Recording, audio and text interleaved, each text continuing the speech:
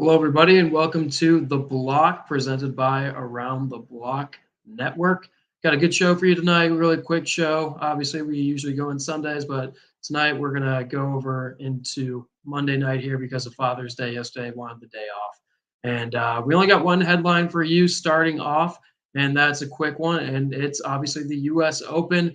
Matt Fitzpatrick wins it and wins it in style, coming down to the last hole ultimately was able to pull out and even beat world number one Scotty Scheffler. Scheffler finished 5 under par. Fitzpatrick was able to hold out and get it at 6 under par. Really tough conditions up in Boston. Was ultimately ready to get it done and over with. And that's the only update I have for you guys right now. So I'm going to send it over to our hockey group, and it's going to be me and Sam. All right, Sam, how Matt. you doing, buddy? Pretty good. How are you? Not too bad. Can't complain, my friend. All right. Well, we got a great show lined up tonight. First off, we have the Stanley Cup final to recap. 2 games done. We have a third game tonight. Colorado is up 2-0 in this series. And right now, Colorado looks like the superior team by far. The first game was pretty close. It was an overtime game. Colorado won 4-3. And then 2 nights ago, it was the Avalanche by a mile, won by 7-0. I mean, in a cup final, unbelievable. What are your Yeah, thoughts I on this mean, series? it's like you said, 7-0 in a cup final. That's like unheard of. You normally never see that, and Mhm. especially against a really good team in Tampa Bay.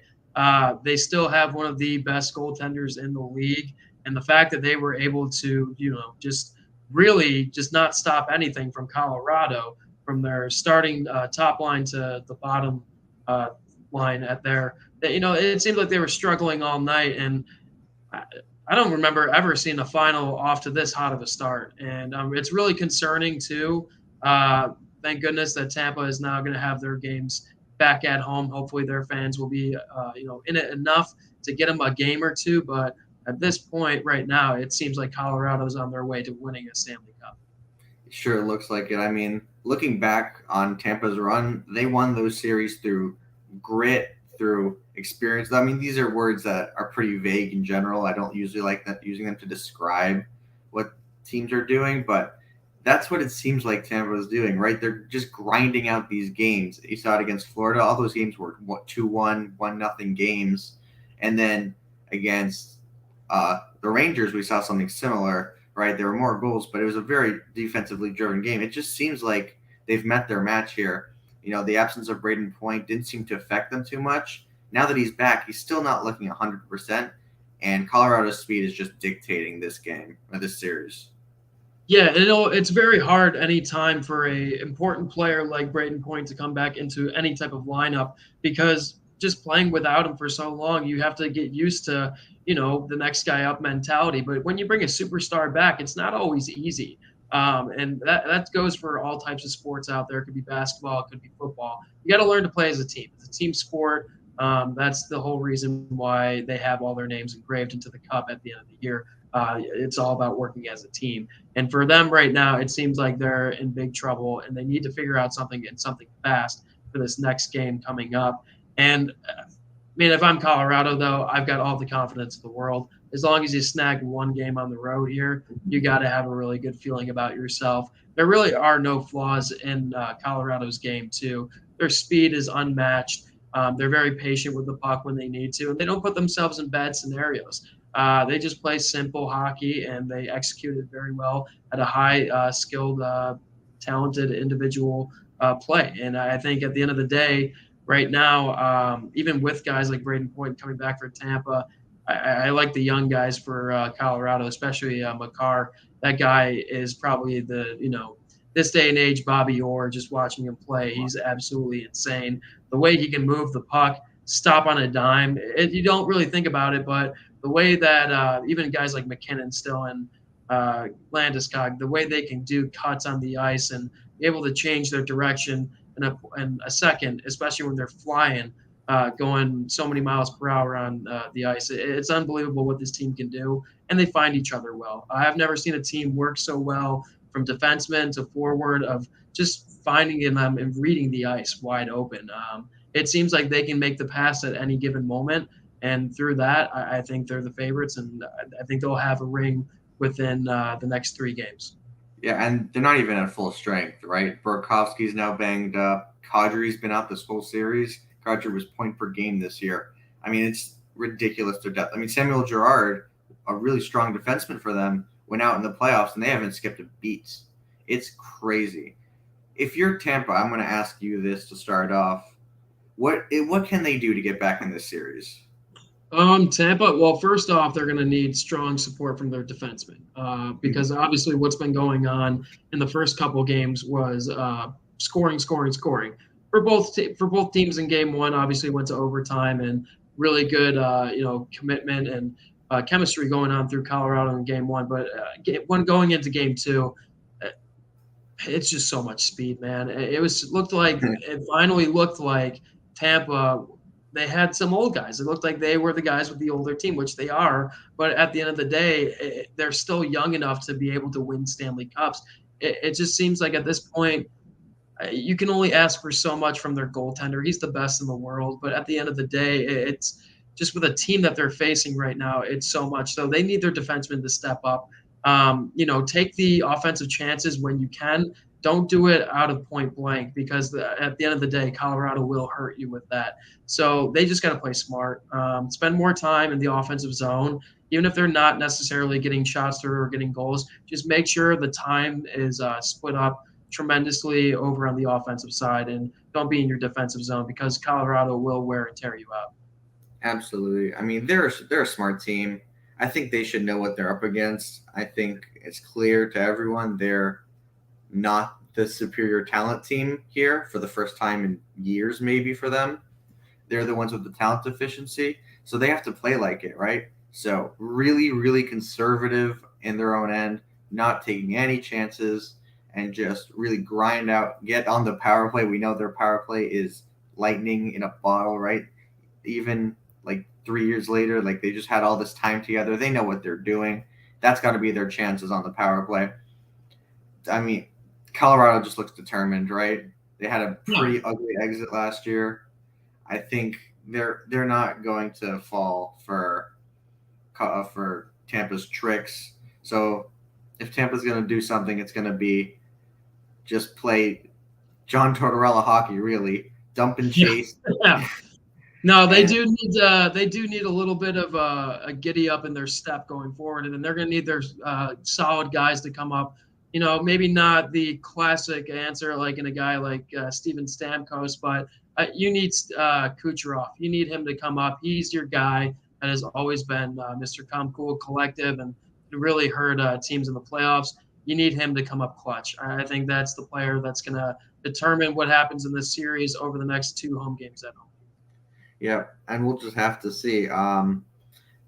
Moving on to some coaching news, right? So we have John Tortorella now announced as the head coach of the Flyers. Speaking of John Tortorella, interesting choice. I think a year removed, he was, I think, an analyst for ESPN this past year. Kind of shades of the Pelicans hiring Stan Van Gundy out. So what do you think right now? It's so hard because you got to look and see where this franchise is at the moment with their, development players along with the players they have on the ice. Obviously, have gotten rid of some key players in the offseason like Claude Giroux going to the Florida Panthers. Obviously, a little bit older of a guy, and he just wants one chance of getting a cup. But it seems like they might be in the process of going through a rebuild. Now, if they are not going through a rebuild and they actually are going to try and make this work out, I don't know if he's necessarily the best hire. I know he'll get everybody to work hard no matter what. You just know that John Tortorella is the type of guy that will yell your ear off and basically do whatever he can to embarrass you to get you to play. That's been his coaching style for a long time. It seems like he's eased up a little bit over the past couple years, especially in his time in Columbus.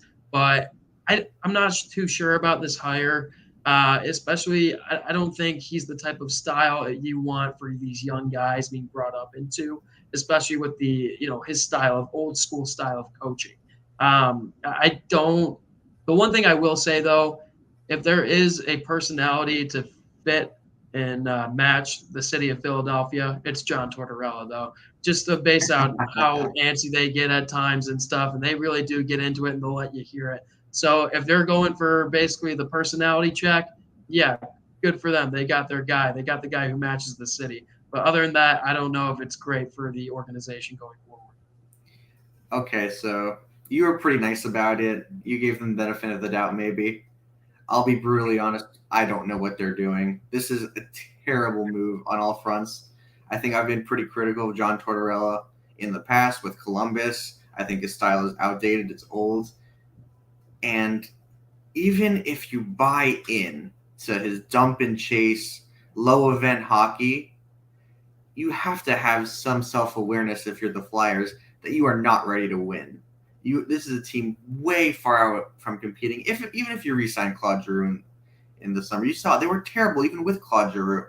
They were nowhere close to competing, regardless of what coach is there.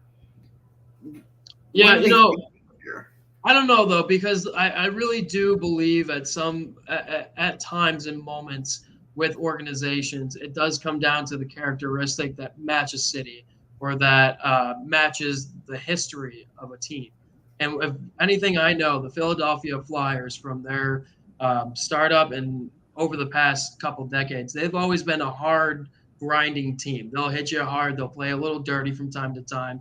And if any type of coach out there right now is going to match that type of energy, it's going to be John Tortorella. So that's where I see it from that standpoint. I just don't know if they're going to go through a rebuild, if it's going to work out with young guys. He's always had the older guys. They've always any team that John Tortorella has been, they've always been the team to go out in free agency and sign veteran players. He's never really been the coach to be, let's develop a player here. So that's really going to be a new test for him. But at the end of the day, the only thing I can say is I hope he brings the grit to a gritty city. Yeah, I'm sure he'll bring that grit. He always does. I'm sure they'll be annoying to play against. I'm sure they'll grind you down. They'll make it tough for you to score. But they don't have the talent right now to compete, and I don't think he's going to have the patience after a year or two. Maybe the organization won't either have the patience to lose a few games and really take their time with this rebuild. So it just seems like they're going in two different directions. Their roster and their coach now have two different philosophies. So unless they're out, they want to go out and sign Johnny Gaudreau and Claude Giroux and all these guys and Kadri and Burakovsky all in free agency, like they're going to be stuck in the middle at best. And we could see that, though, with this new staff. We really could see them being more more buyers when it comes to this offseason and even when the trade deadline comes down the road, they might be buyers depending on where they're at. I just don't see John being the guy who's going to mentor young 18-year-old, especially in this new day and age of hockey. So that's about it for me. Yeah, we saw it in Columbus. That's why he got outed. They just weren't ready to compete. He wasn't willing to develop young guys. Maybe his year off has softened him, has made him a little bit more willing to do those things. Yeah. For right now, it just looks like an ugly hire. All right, moving on to Vegas's new coach, Bruce Cassidy. Bruce Cassidy was the coach of the Bruins, who got ousted this year. I think for Vegas, this is a great hire. I think he's a great coach, and I think he's going to bring a really, really good structure to a Vegas team that has the talent, but just needs some discipline and some structure. What do you think? Yeah, I was kind of surprised to see Boston let go of him so fast. I think that's more of the storyline than it is Vegas picking him up, especially for what they did this past season. Obviously, exited out in the divisional round, but at the end of the day, you can't be too upset with that. So, it's just kind of bizarre at this point. Really good hire by Vegas, especially for a team that it seems towards the end of the season obviously didn't make the playoffs as they should have at the midway point. But they need somebody that's going to come in and correct them at the start. And they have a roster that's able to be in the playoffs. I think they have a roster that's able to make a run at the cup besides goaltending and defense. So if they can change that around, or maybe Cassidy comes up and gets these guys to get going a little bit, I think it's a great hire and really good track record for Cassidy. More surprised that Boston let him go. Yeah, I'm agreeing with you. I mean, it was a tough Carolina team that played in the first round and lost in 7-2. I don't think it was a disappointing season for them at all. I mean, far from it. Um, but I think if you look at what Boston did this last year, their defense was the best in the league. They had good defensive personnel with McAvoy and Lindholm, who they picked up, without a doubt. But Vegas has that defensive personnel too, right? I mean, a lot of that was coaching, and he's going to bring that structure to Vegas with Shea Theodore and Alec Martinez. I mean, that's really good for Vegas, I think.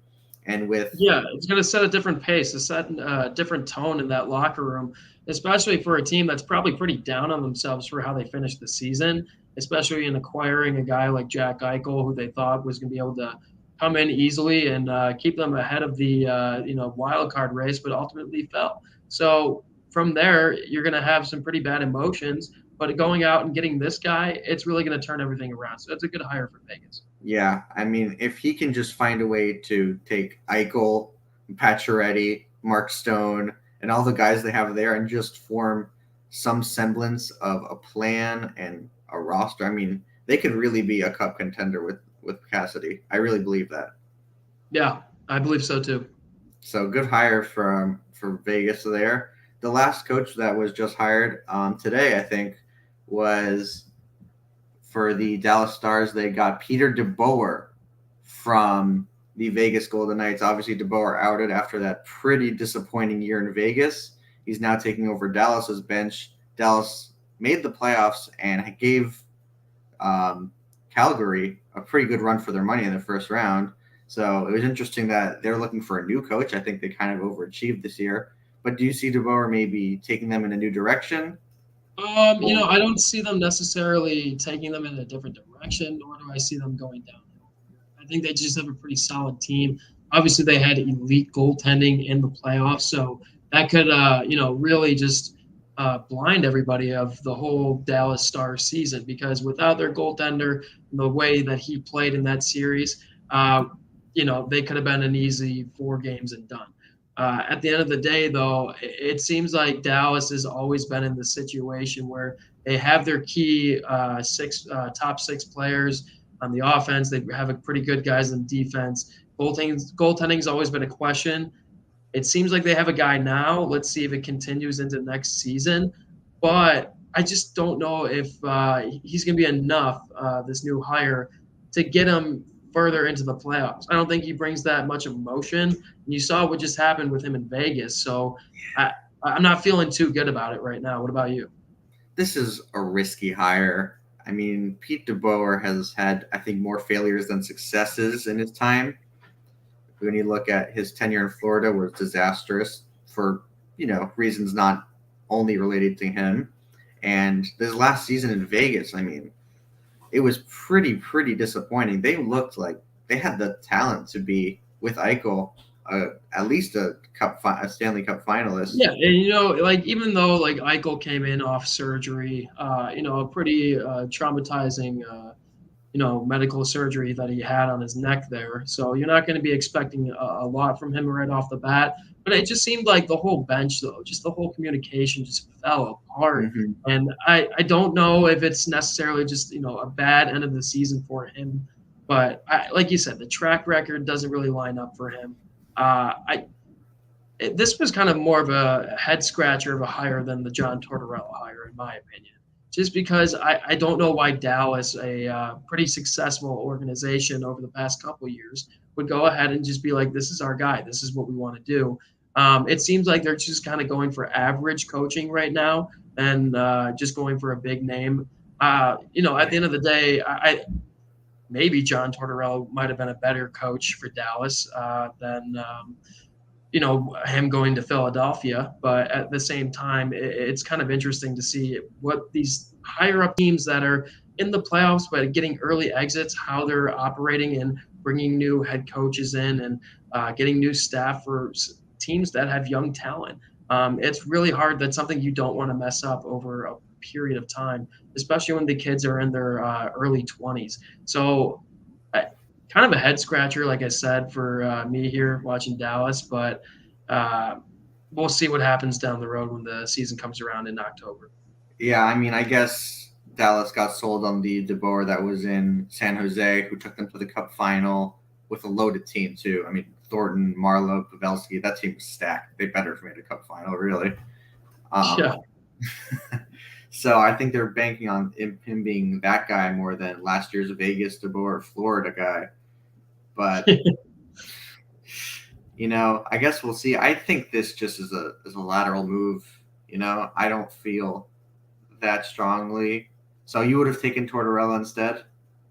At least for Dallas, it seems like they've always been, to me, especially guys like Seguin and Benn. I mean, Benn's obviously their big guy who's going to always, big, forward, power forward that can show some offensive skills all the time. At the same time, he's got that gritty side to him. So I wouldn't be surprised if there are times where Benn is on the bench and just being like, okay, Tyler Seguin, pretty boy, let's get a little more feisty here. Come on, let's get a little bit more heart. Let's not always just, let's take a wrist shot from the top of the circle because it makes sense. Let's get a little gritty. Let's start pounding the net a little bit.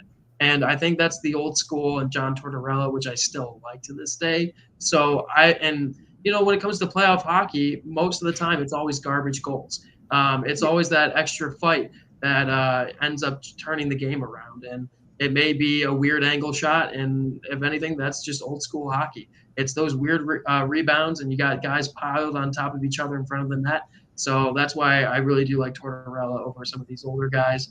But we'll see what happens with Dallas. I just think they need a little bit of a reality check and just be like, hey, guys, we've only got so much more time to go at this, especially with our guys like Seguin and Benn. So, it's more of a wake-up call I was hoping for them to get in a new head coach. Yeah. Hopefully he takes them in a new direction. I think they have to commit either one way to Robertson and Hintz as the future, or Pavelski and whatever's left of Jamie Benn and Tyler Seguin as the right now. So, hopefully he takes them in some new direction, but I think we'll just have to wait and see. Real quick before we wrap, I wanted to ask you about Florida's coaching situation. Obviously, right now it's kind of in limbo with Brunette still being there as the coach, but they're interviewing all sorts of different candidates. They're interested in Trotz. It doesn't look like Trotz is happening. They interviewed a guy from Finland whose name is slipping my mind now. So do you think they keep Brunette, or do you think that they go somewhere else? I would. I think at the end of the day, as long as they had success this year. Let's be real. Yes. For a team that's been struggling for decades and decades. Yes, was it disappointing the way they went out? Absolutely, it was. But at the end of the day, you need to start making some consistency in your organization. And I wouldn't really look right now, especially with some of these older players on the team, to just move on and bring in a new head coach and be like, okay, we're starting a whole new phase. Keep the guy that's been there for a little bit. He's brought some great success there for his time being. So I would keep him there. It seems like it's a good group. They just need to get some experience in the playoffs, get into those hard situation games, which they did this year. And from that, I think nothing but greatness. I still think Florida will probably win a cup in the next 5 years. Yeah, I think I agree with you. Mostly because of how the players speak glowingly of Bruno. They had. You don't want to change a culture. You'd never, especially for a team that's been that hot and a team that has struggled for decades prior. You want to keep it. It's like every other coach says, we're trusting the process.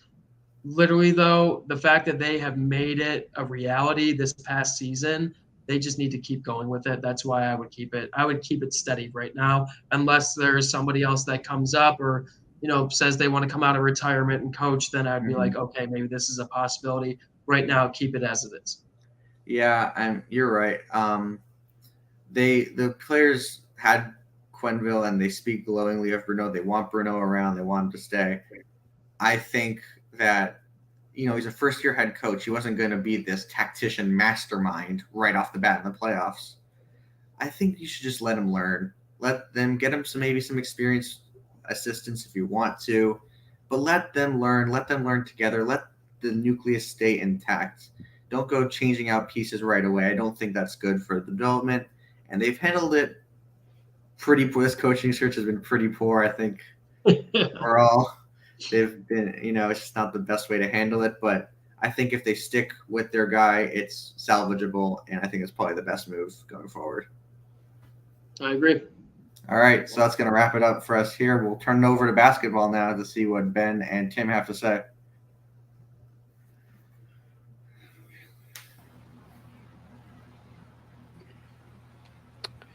What's going on, Tim and Sam? Sam's joining us this week. Hey guys, what's up? Ready to talk some basketball after a interesting finals. I still am repping my team, even though it was a tough loss. Tough loss. Yeah, it was a very good season overall. Obviously, Golden State Warriors did take Game 6 to win it all. They're fourth in about 7 years.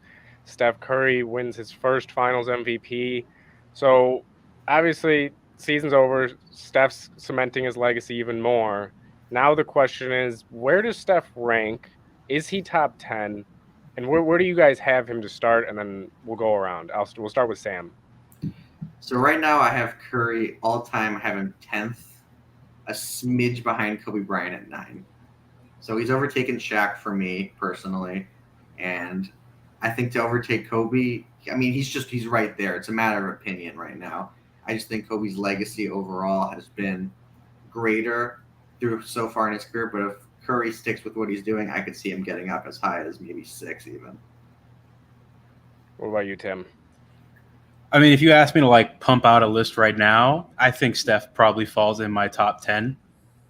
I think there's 2 guys that I know for a fact are in everyone's top 10, everyone on earth, and that is Michael Jordan and LeBron James. I think everything after that, even though there are guys that I think are unequivocally top 5, top 10 players, I mean, every single person on the face of this earth who's ever watched basketball has those 2 guys in their top 10. Those are the only guys that I think are unanimous in public opinion. Everything after that, especially with basketball, is so much of personal opinion, so much of biases that you may or may not have. No But I mean, let's be real. The biggest arguments for Steph being top 10 are the championships, the MVPs, even though I'm starting to go away from the whole MVP thing. I think after we got fatigue in the 90s of Michael winning MVP every year, the MVP argument started to go away because there are some guys that have MVPs. I love Steve Nash. Steve Nash, a great player, guys. He shouldn't have more MVPs than Shaq or Kobe, right? Doesn't make a great player. I'm not here saying Steve Nash is a bum. Or Steve Nash can't play. Steve Nash, a Hall of Famer, one of the greatest players to ever live. But come on, 2 MVPs for Steve Nash is a bit much. Steph's a phenomenal player. Steph rewrote the game of basketball. I don't know if you guys played pickup basketball in the last 5 years. It's a sight to see. It was not like that when I was, in middle school and maybe my freshman year of high school before. I think my freshman year of high school was the year Steph won unanimous MVP. So I think that's when it started. But where does he rank? Me personally, somewhere from 7 to 10, right? It all the players from the 60s and the 70s really sway a lot of people's top 10 lists, right? Because there are a lot of people who believe there's 3 or 4 guys that played in the 60s and 70s that need to be in the top 10. And then there are a lot of people that are there were 8 teams in the NBA in the 60s, right? Most of the games weren't televised. The whole plumber, I don't like the plumbers argument, but it's certainly there for a lot of, the record. The Celtics, Ben, they had 10 Hall of Famers or 8 Hall of Famers on those 60s teams. They probably had 8 of the 15 best players in the league, right? So it gets tricky, right? A top 10 list now with basketball, it's very heated arguments for no reason. I think Steph Curry is an unbelievable basketball player. It's been a joy to watch him. It was a joy to watch him go up against those, at least for the first 3 years, those really good Cleveland teams. And then there was that 2018 team that we don't need to talk about. But this is a phenomenal basketball player, one of the best that we've ever seen. It was really cool to see him get the Finals MVP because everyone's made such a big deal about that. We can all shut up about it now. But congrats to Steph. Congrats to the Warriors. We'll see where this goes. Do I think he gets another one? Maybe, maybe not. I'm not sure I would make them my immediate title favorites, but they're up there, certainly. Yeah. Yeah. Shane, what about you? Do you think he's top 10 yet? You think he's right on the cusp? What do you think? I think that prior to this year, I think it'd have been a lot tougher to say. Probably most likely would have had him outside the top 10 by a couple spots. I think that at this point, it's hard to argue that he isn't one of the 10 most impactful players, at least. Because that's the thing I think we have to talk about, right? Is like, and Tim mentioned it, like, I've always felt like, especially when it comes to sports that are so reliant on athleticism, like basketball and even football to some degree and things like that, you have to kind of separate guys out by era to a certain degree, right? Because, yeah, is there a couple players, some of the best of all time, that could have played in today's game that played in like 60s, 70s era? Sure. There's always freaks out, even in the NBA today. I mean, look at guys like Giannis, like even he's freakish compared to most guys, right? But it's not really fair, I don't think, to compare those players to today's players or even some players from 80s, 90s era today's players. So when you factor that in, it kind of makes it harder to put some of those older guys in your top 10, and you kind of just want to like sort them out. For me, regardless of how you look at it, I think Curry's earned the right to be called a top 10 player of all time. I mean, he's 10. At least I think so. If you 9-10 range, I always struggle with him and Kobe because, like, as much as I love Kobe Bryant, there's players that are better than him, obviously, even if some people don't want to say that outside of maybe one or two guys. Like, those two, I think especially, are really hard for some people to rank because of they're so specifically talented in the way that Kobe was larger than life, even in his era, with LeBron James playing with him most of the time and Tim Duncan, some of his contemporaries, whereas Curry's so different from everyone that he kind of makes his own way in terms of what's made him so impactful. So overall, I think he is a top 10 player of all time. I don't know either, Tim, if he's going to get another one. I like to think that the Warriors could do it again, especially if it's in the next 2-3 years, because I think that team will be still good enough. The guys that have made them so good for the past decade will still be good enough, including Curry. I think it just depends on how they build around them. They did a great job getting guys like Wiggins, and we'll see what happens with some of the younger players. Poole, obviously, see if he develops even further. But right now, I think it's hard to leave him out of your top 10. Yeah, I think you guys all nailed your reasoning. For me, I have him at 11, right on the outside. And that's fair, I think, totally. Because when you go down the list, obviously, like Tim said, there's LeBron, Jordan. Those are without a doubt. You have to have them. I'm pretty sure 1, 2. Most people, anybody that doesn't have them 1, 2. In some order. Yeah, you're gonna see that. But then, like you got Bird, Magic, Kareem. Is he better than them? I'm not so sure. Duncan, Kobe, Shaq. I personally don't think so. But then you look then you do have those guys like Wilt or Oscar Robertson, where they played so long ago. Are they better? Are they better than Steph Curry?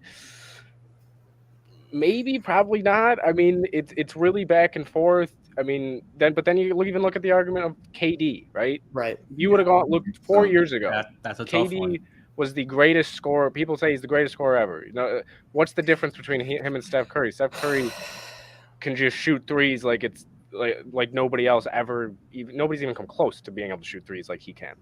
So it's so tough to judge him. For me, I have him on the outside just for one reason only.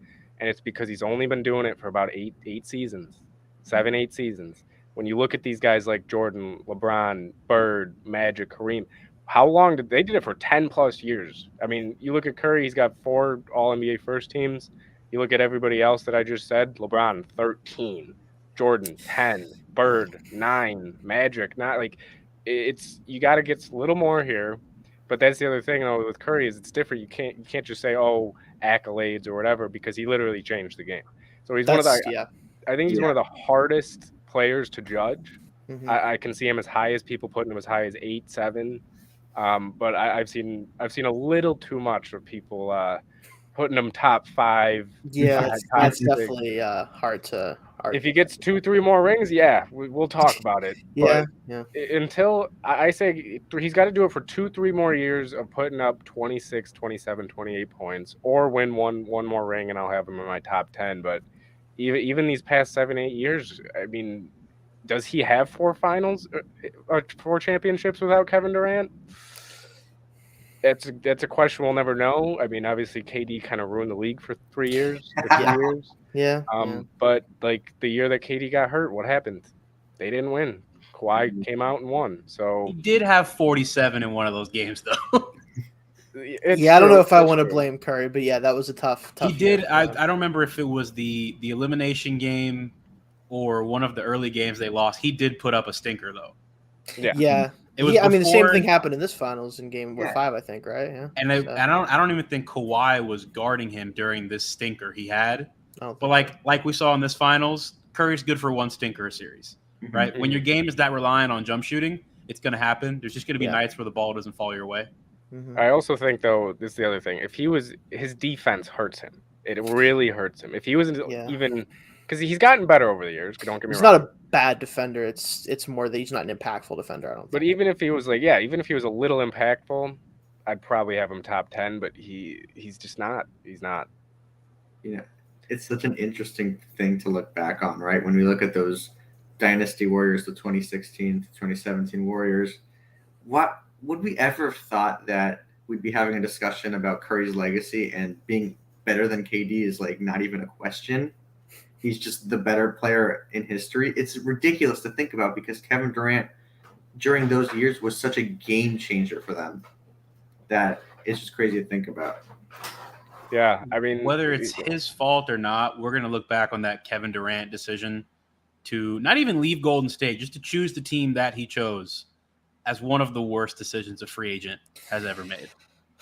Oh yeah, I mean, Yeah. it didn't just change the league in the way of it was not fun to watch because we knew who was winning it. It was also the fact that now there are legacies like Curry's, like LeBron's, who they could be completely different. Say he doesn't go there. If he doesn't go to Golden State, what happens? Does LeBron get another couple? Does Curry still win those two? Is it another team? I mean, that was the biggest decision I think any free agent's ever made, and only because of the fact that he chose Golden State.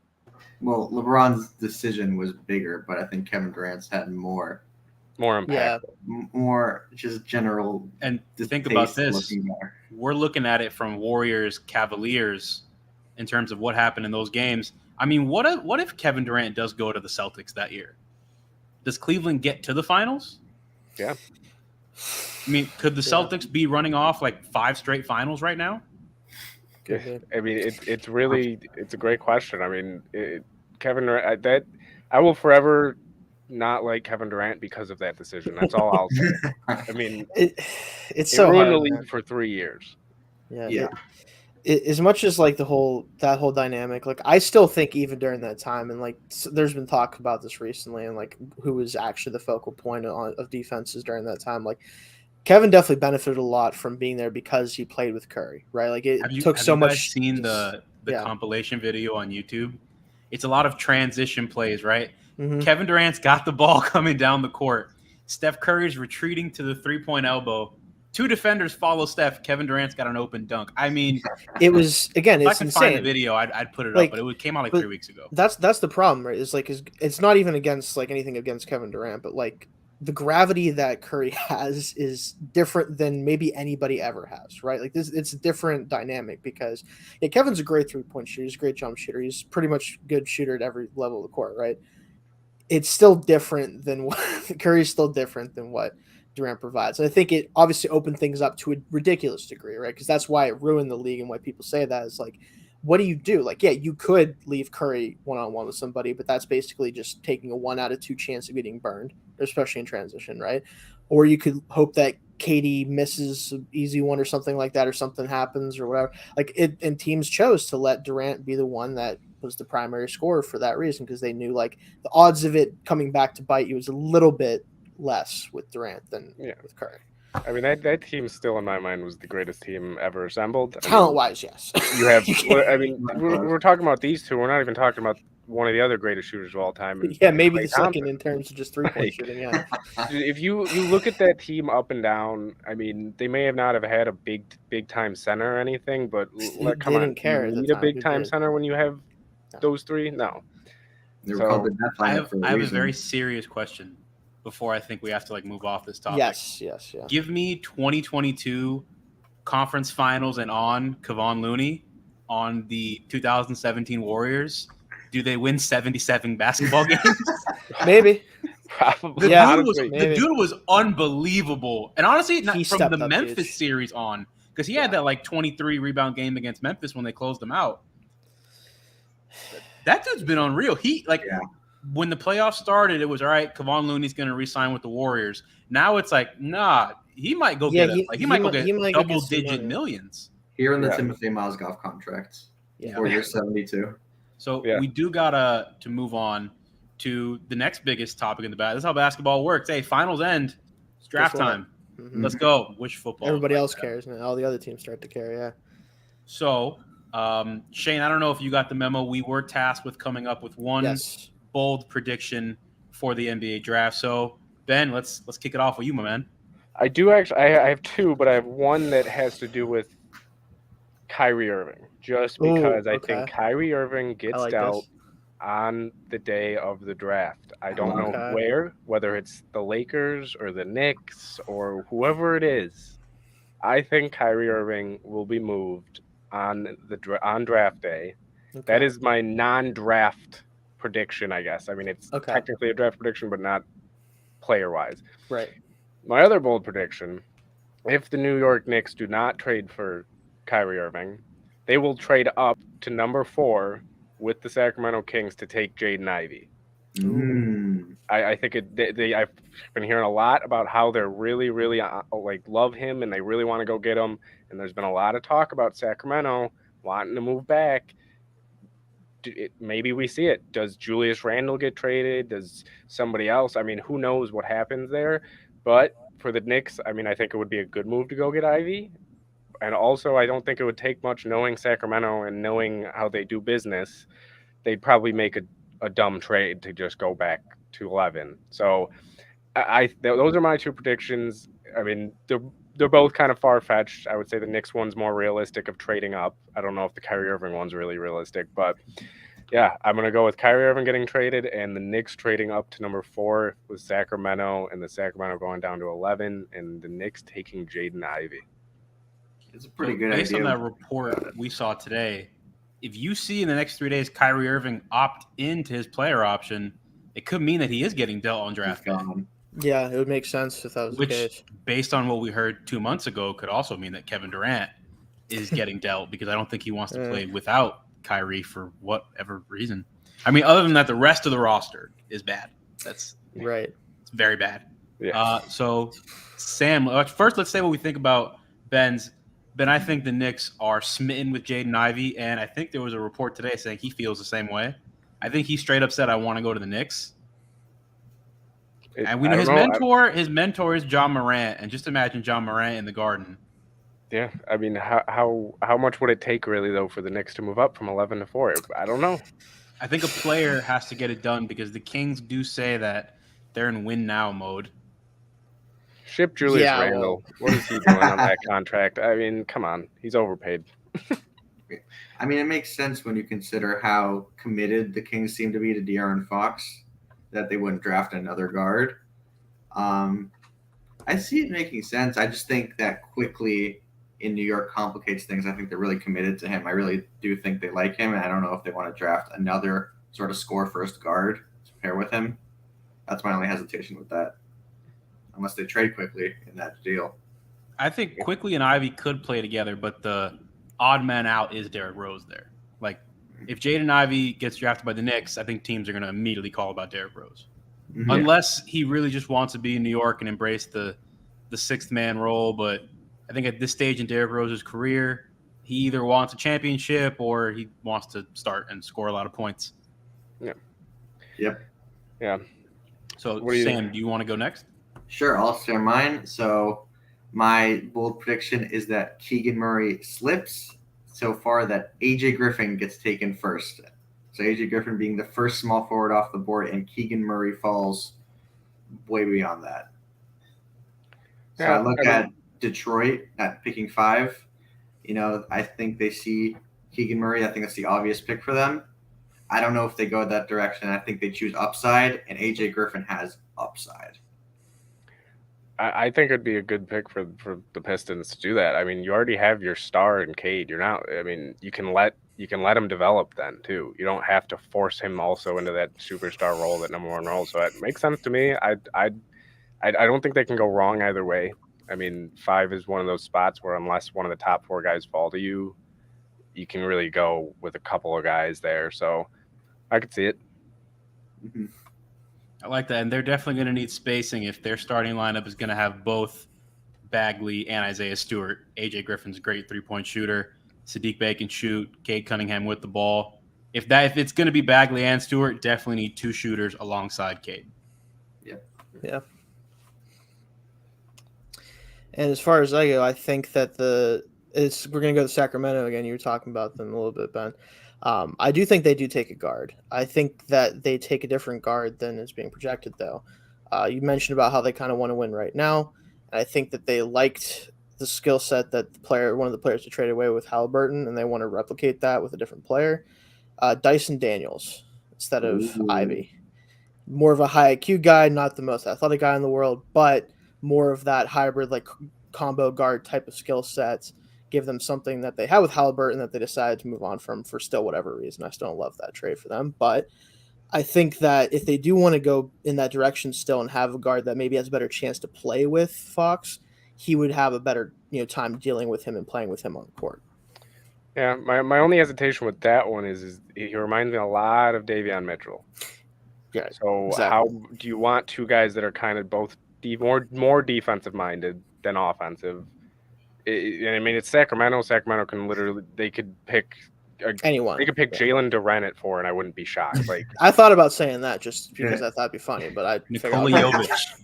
Yeah, they could take somebody like they're the Sacramento Kings. Let's be honest. Like, right. I kind of hope it's not Ivy or somebody going there because I want to see somebody do well in their whole career. Because it seems like everybody that goes to Sacramento, it's tough. they fall off a map or they put up numbers but they never win. I love this take because it's just crazy enough for Sacramento that it might happen. Like, it just seems like a move they would pull off. Right. I love Dyson Daniels. Yeah. But if the Kings draft Dyson Daniels and roll out a potential starting lineup of, Fox, Mitchell, Daniels, Sabonis, the best shooter on your starting lineup is Domantas Sabonis. Right. That's so I could see it happening, but my bold take, it corresponds because this is a copycat league. We all know that. These teams see what's going on deep in the playoffs. They want to replicate it. From the conference finals on, and honestly before that too, but the first time I really noticed it, the most undervalued and underrated player in the NBA might be Robert Williams III of the Boston Celtics. And last year, when Isaiah Jackson was coming out of Kentucky, I said he's a Robert Williams clone. Well, there's another one, and he's even more like Robert Williams, shares the same name. It's Duke's Mark Williams. I think he's going to end up going in the top 10 because of the impact I saw a list today, players to average 2.5 blocks in the finals. It is Hall of Famers and then Robert Williams. He was unreal the entire playoffs on a surgically repaired knee. Wasn't even supposed to be playing basketball. Came back way earlier than expected. I remember when it came out, people put his return date at potentially the conference finals. The dude was back, and Ben, was it the first round he was back or the second? I believe it was the first. Late in the first, I think. He was ready to go. This guy's a phenomenal player. Locked up for 5 years, only making about $12 million plus. Mark Williams is a very, very similar player. Long shot blocker, athlete.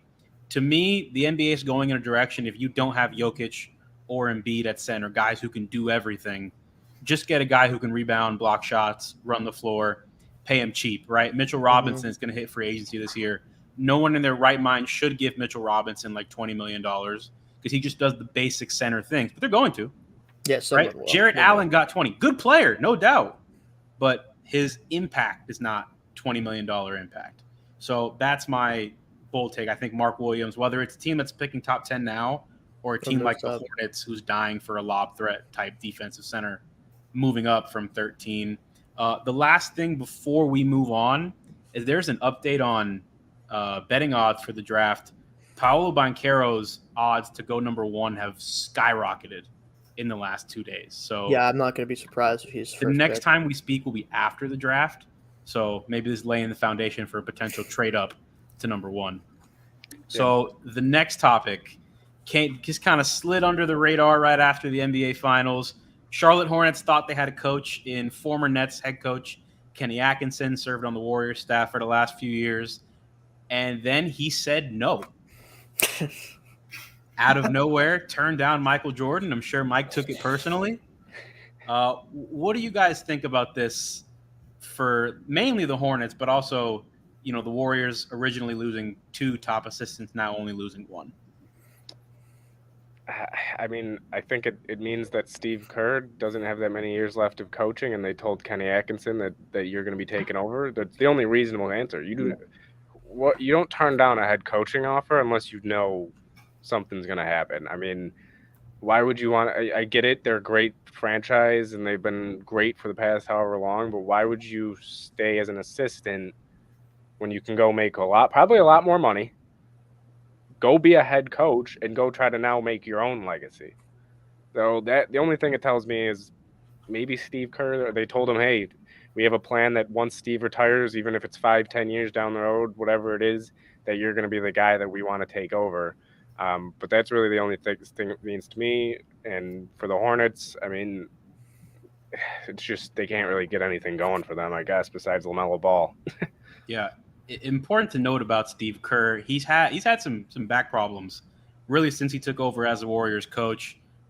He's already done a media stint, so he's comfortable with that. I mean, we know he could get some heavy cash for a media job. I think TNT, ESPN, whoever it may be, I mean, even someone out of the water like a Barstool Sports. I mean, Steve Kerr is going to command some dollars on the media market. And I mean, he's done everything, really. He could even move to the executive position. I mean, I don't know if Bob Myers took the interview, but Minnesota did try to interview Bob Myers for their team president position. Right. Maybe, the Warriors owners are paying a pretty penny for that checkbook.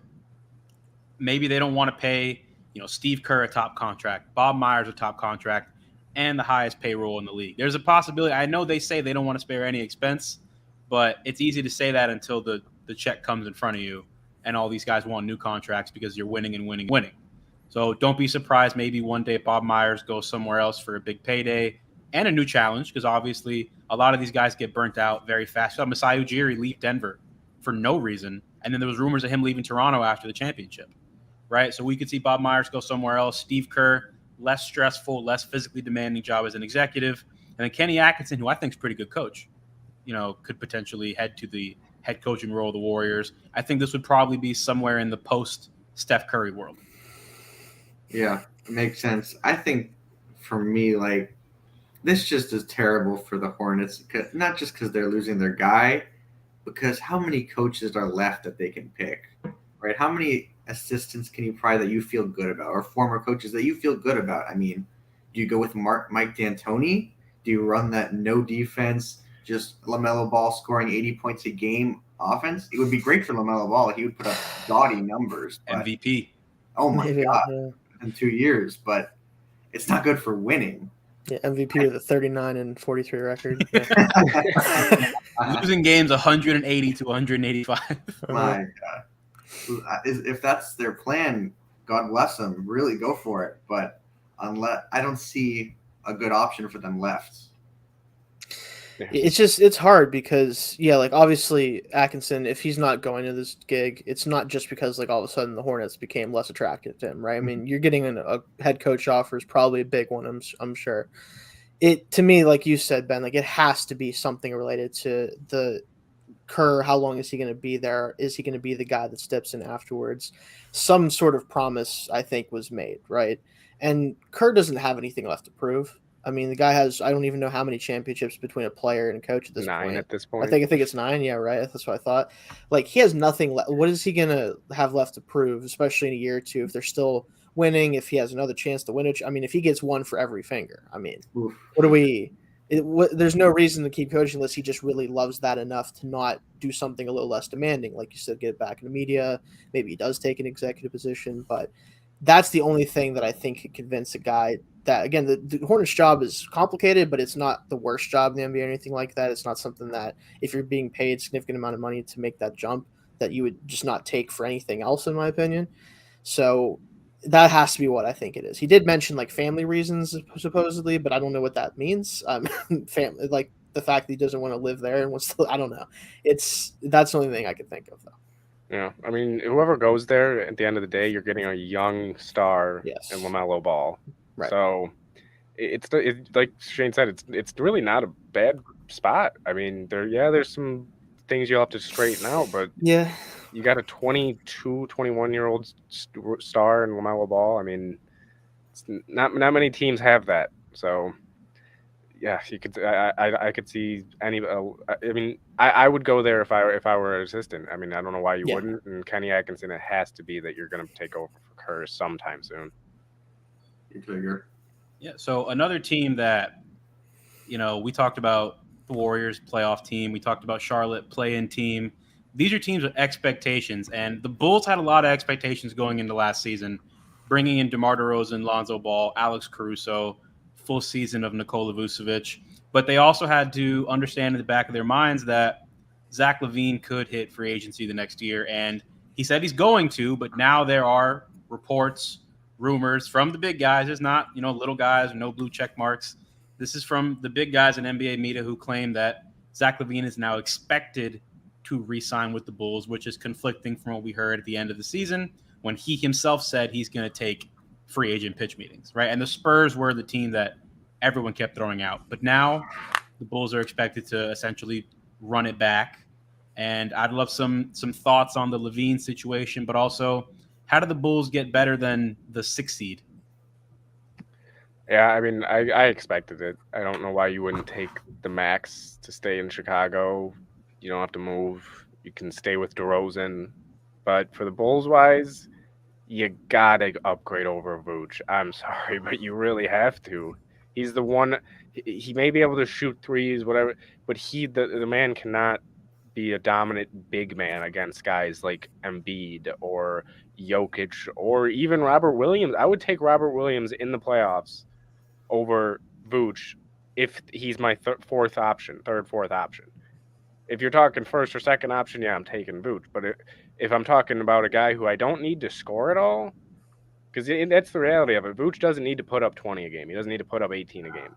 He needs to play good defense, rebound, because they have the guys like LaVine and DeRozan, and who knows what they're going to do with Kobe White. Lonzo can score. I mean, you have guys that can score. You don't need Vooch to score.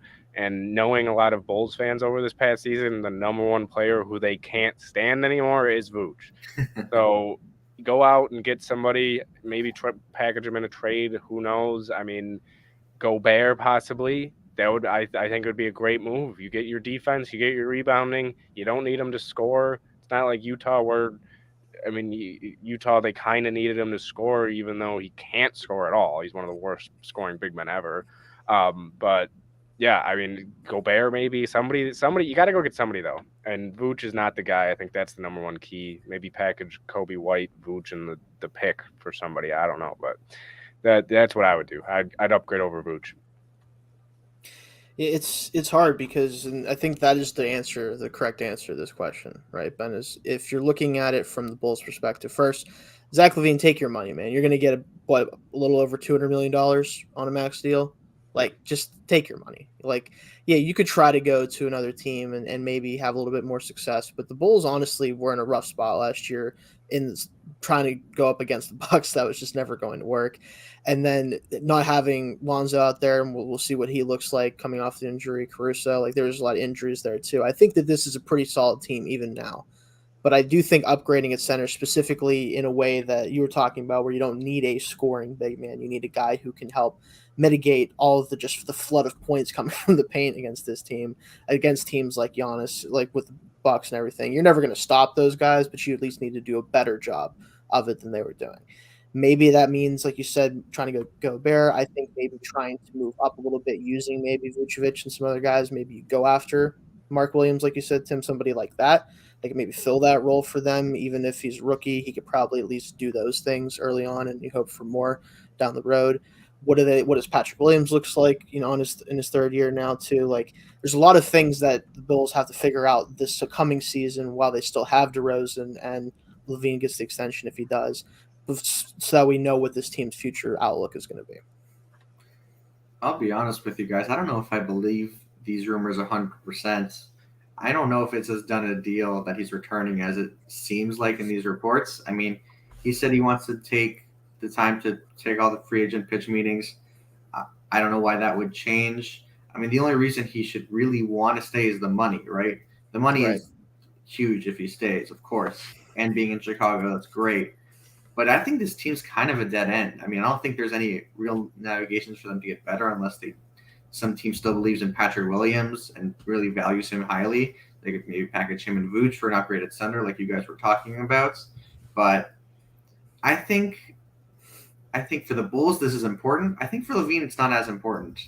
I think maybe he takes his leverage and maybe takes more time than we think. Yeah, I think this could certainly be another situation like Kenny Atkinson where we live in a different world than we did 3 days ago, that type of situation.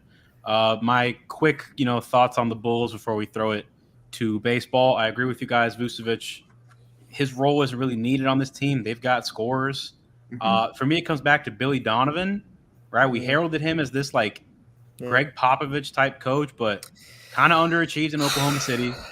Right, they did blow that 3-1 lead. Blame it on the players all you want. You were coaching the team. They've underachieved a little bit in Chicago. And last year, you had the injury excuse, right? Lonzo was out. Caruso missed time. Patrick Williams was out. LaVine was a shell of himself by the end with that knee situation. You were still trying to incorporate Vucevic. I mean, this year, no.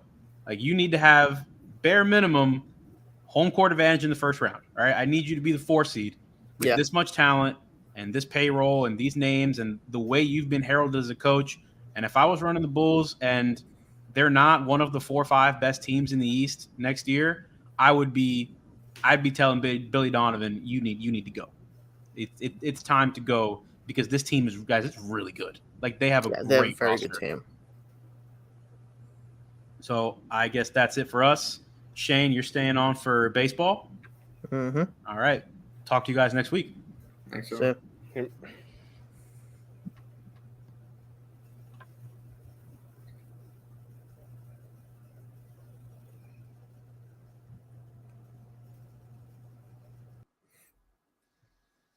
There we go. There we go. A little bit of technical. Hey, how's it going, Matt? Not too bad. Not too bad. Just doing a little operating behind the scenes as well as trying to give you guys some insight. So it's going along. Can't complain. There we go. All right, perfect. There we go. Oh, there's the baseball. There we go. All right, so not a lot to talk about this week, but I want to talk about, once again, it's becoming a theme, but it's kind of hard not to. New York teams, right? Your New York Yankees, New York Mets. Main thing I want to start with today and just kind of go over is, even though it's pretty early in the season, right? We're not quite the halfway point. We're getting there.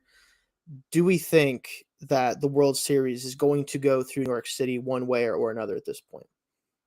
Yeah, I mean, one of these two teams at this point, it seems like it's definitely going to happen, and we're going to have a World Series game in New York City, just depending on where it's going to be located. Right. And there's a possibility that it's going to be just strictly in New York. And I think it'd be great for baseball.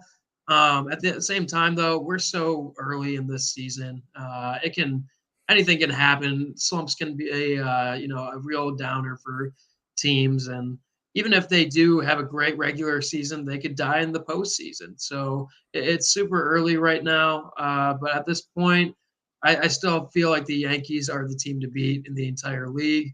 Along with the Mets, they've been great.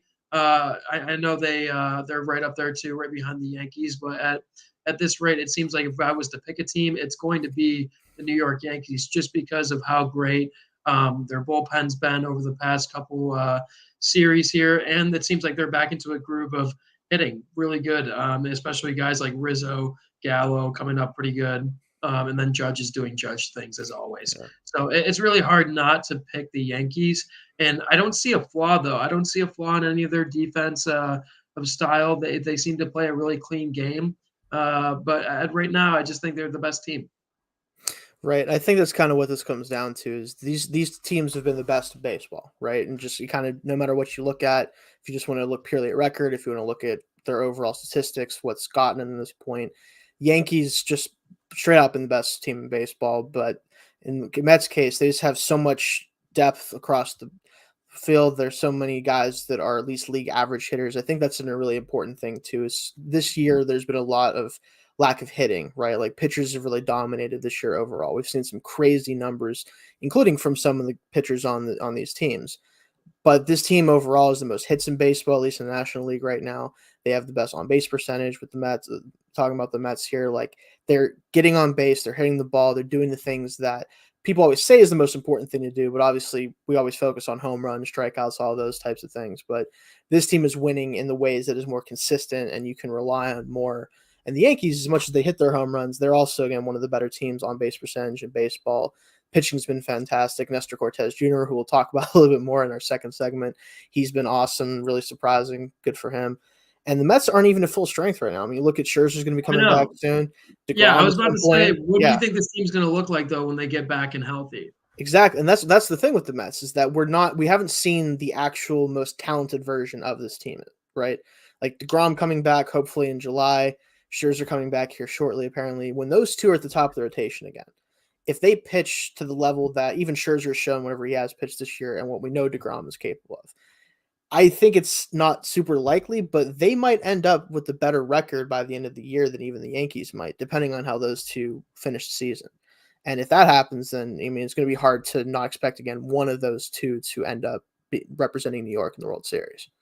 Yeah, it's kind of a flip of the coin because usually when you bring back any type of old players or your star players that are going to be in your lineup consistently, it's a flip of the coin to see if they will be have that impact right away or if it takes them a couple series to get back into it. And then after that, you have to start questioning if they're not having immediate success. Do they change it up? Do they have to change it up? What do they need to do to continue to be at that number one spot or continue to chase that number one spot when they're only so many games back? So, it's kind of a flip of the coin. With that being said, the Yankees, on the other hand, I mean, man, they've been just so good over the past, since the start of baseball, Really, this season. They've been great. But as a fan, it's itching me because I feel like it's going to happen at some point. It just seems like – they'll go through a slump. I don't think it's going to be something drastic, but I just have a feeling.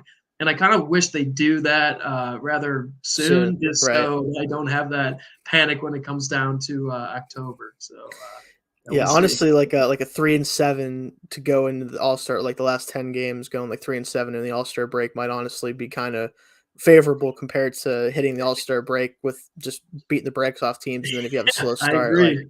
And that's the thing that's so interesting about baseball, and that's why I wanted to talk about this topic, because the best team in the league, record-wise, every year rarely even makes it to the last series, let alone the world, like before the championship series, let alone the World Series, right? Like this is just not something that's super common in baseball, and it's just because of how many games there are. Same way with college baseball as well. I Right, mean, if you it's look the at same college baseball statistics, I believe the number one seed in the past, I don't know, probably since the late 90s.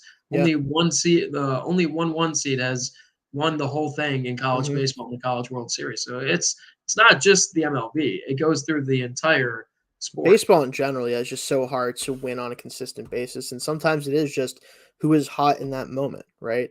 For a sport that has multiple games to its playoff series, whereas you see like football, obviously the hot team sometimes going to go on a run too because you only need to win one game at a time to keep going.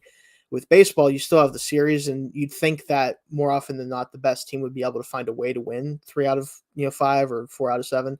But we saw even last year with the Braves, like anything can happen, right? So I would say that, do you think at this point, because it's very early, do you think it's more likely that neither of them make it to the World Series or that both of them do?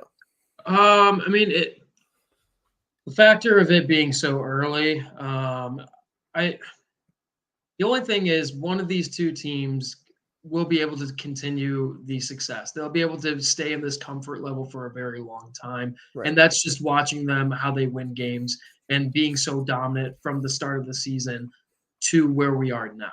And that's why I'm more leaning towards the Yankees, because they've been at the top of the chain since day one. And for me, I just think that they're in such a good groove right now. I think they're really starting to relate to all the pieces that they've brought in through the trade deadline last year. And I think with them sitting in their bullpen and in the dugout, I think this team's really starting to bond a little bit, because baseball, like we've said, it's so hard that you could have a superstar leave in 1 week or the next week. It really comes down to what the management wants to do and how they want to spend their money. And I know the Yankees, they'll spend their money maybe in the wrong time of the season to do it, where they don't have enough momentum going or can really form that culture. But it seems like everybody who joined last season is here this season, all their superstars, and now that they've been going at it for so long, and it just seems like they're having fun. I mean, I used to watch Judge on the sideline, and man, it looked like he was like miserable half the time. But now it looks like every single time that one of his teammates go up, he's relaxed. He realizes I'm not the guy that I have to put everything on my shoulders, at least in the regular season.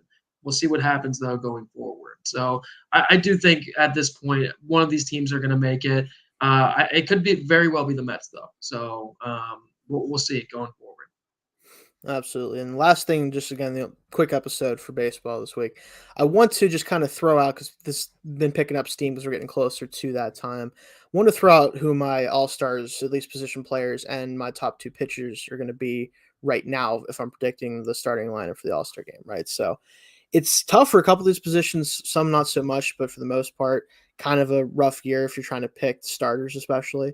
But going down the line with American and National, I'm going to just go by position, just throw that out there for everybody.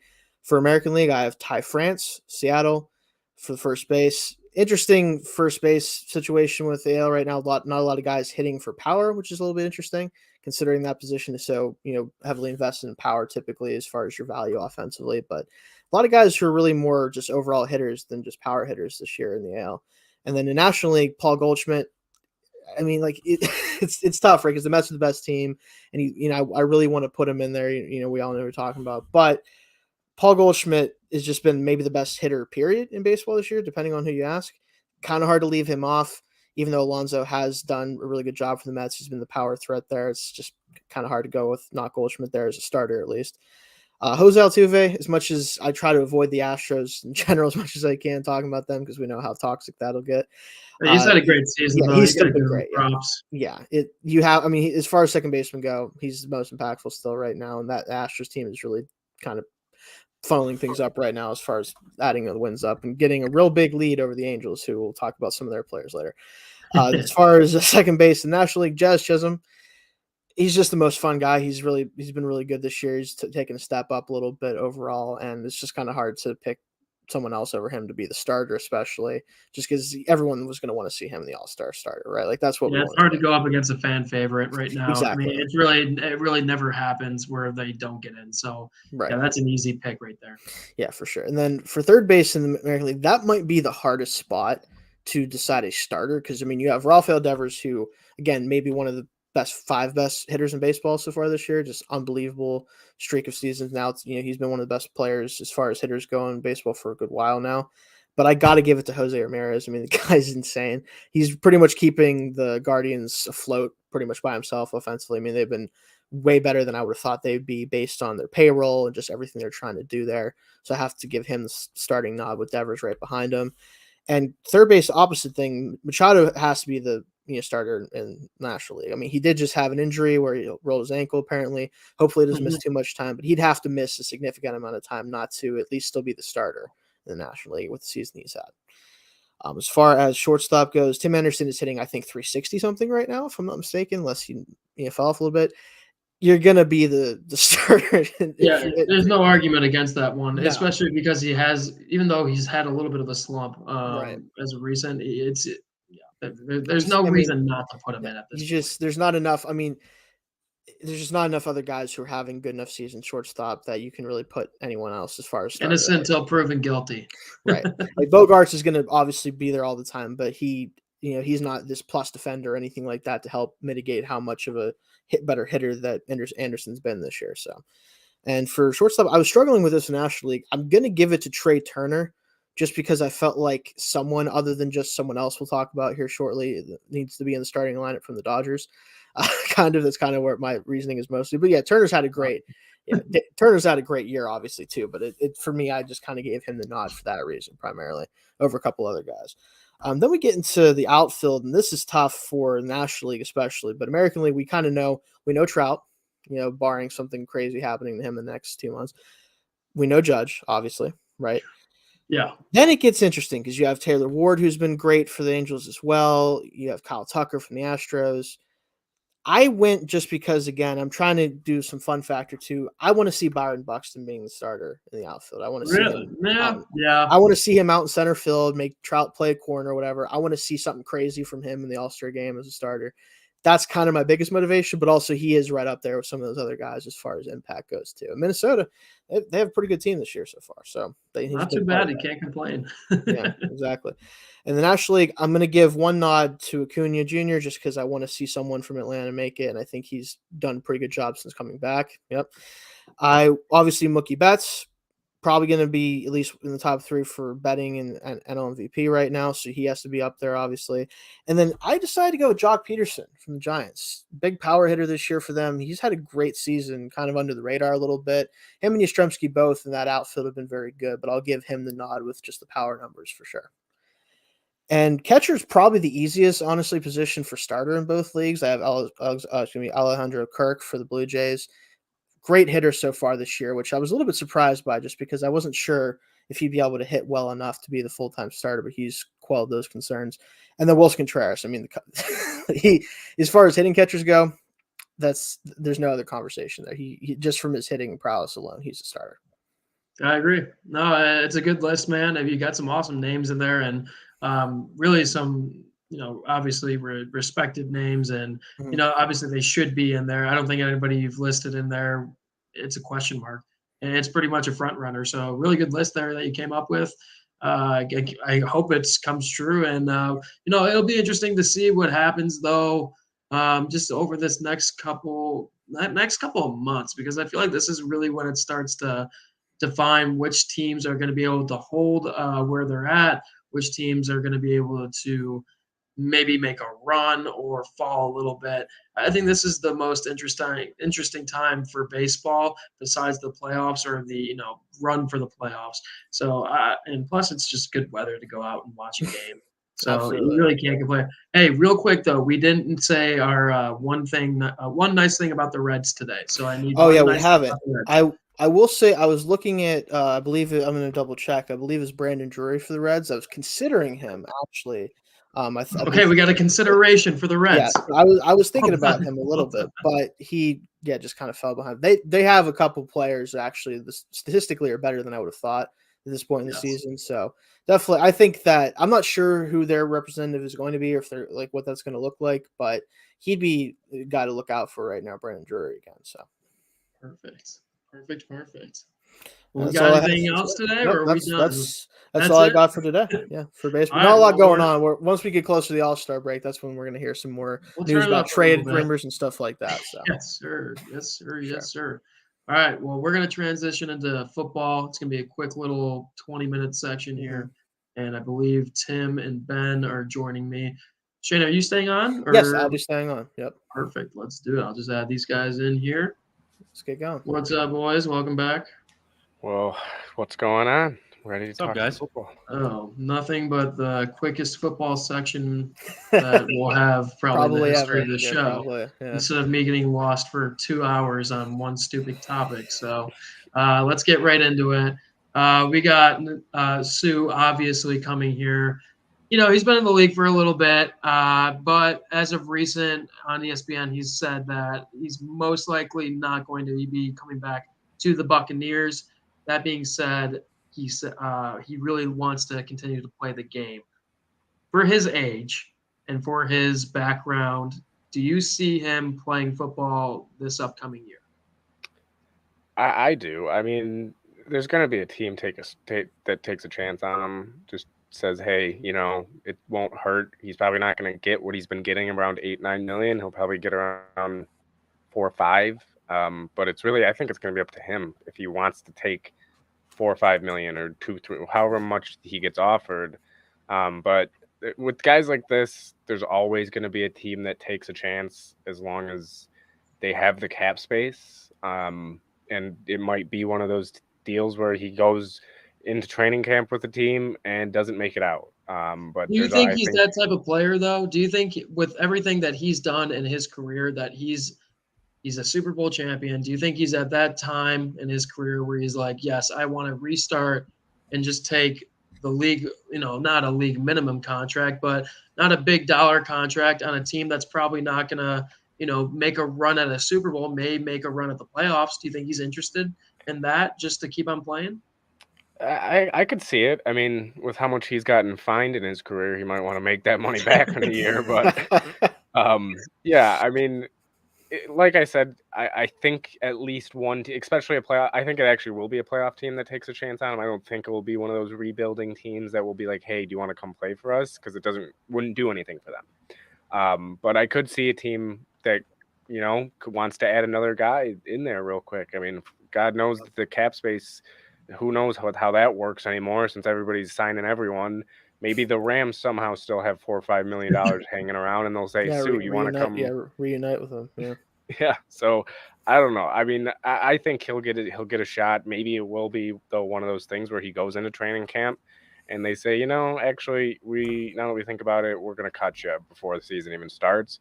But I think he'll at least get a chance with a team that's looking to make a playoff push, or already a contender for the Super Bowl. So I think he will. I think if Sue wants to see the field this year, he has to accept two realities. One, he's not going to be compensated that much to play football this year. And two, he's not going to be able to play as many snaps. I mean, he's getting older, but older defensive tackles, if you can get them to buy into a situation where they're going to be part of a defensive line rotation, because that's a new thing in football now. Like Aaron Donald's a freak, right? But not too many guys should be playing 85, 90% of the defensive snaps. Especially with how fast offenses are getting, how many plays they want to run, you get a guy who can come in, play 40% of the snaps, and just constantly have fresh legs. I mean, remember the Eagles when they won the Super Bowl, they had like a 9-guy rotation on the defensive line. They were constantly fresh. And what happened at the end of the Super Bowl, right? Brandon Graham gets home for the sack, Tom Brady fumbles, and they're champions. They're hoisting up the Lombardi. If you can get him to buy into a role like that, right? Come here for $3 to $4 million, right? Not too much of it guaranteed because you're older and you might not make it out of camp, like Ben said, I believe. Let's get Sue on a situation where he's coming in, maybe coming in on third downs because he's still a really good pass rusher for a guy his size. I mean, you look at a guy that's his weight should be a nose tackle, not a nose tackle. He likes to get in the backfield, right? So I think a team in the AFC North, because I'm looking at it right now, the team that ran the most plays per game is the Baltimore Ravens. And they're running it back with the same offensive scheme, right? The Ravens ran almost 70 plays per game, 69.7. The next closest team is Dallas, didn't even crack 68. So we're talking about almost an entire 2-play per game margin between Baltimore and the next closest team. So, Shane, the Steelers, I know the Browns have a lot of young defensive tackles. Maybe they want to get those guys on the field.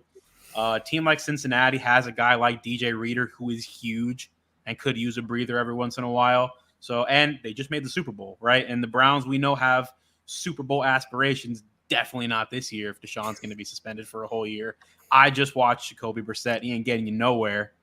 And then the Steelers, of course, they're going to be around. We don't know about the quarterback and the offensive line situation, but you have Mike Tomlin and you have TJ Watt and all those guys on defense. So you never know. I think one of those teams, definitely a team to watch. If he says Tampa Bay is out of the equation, then I guess takes them out. But they're another team that has Super Bowl aspirations and a monstrous nose tackle in Vita Vea who could certainly benefit from a couple plays off.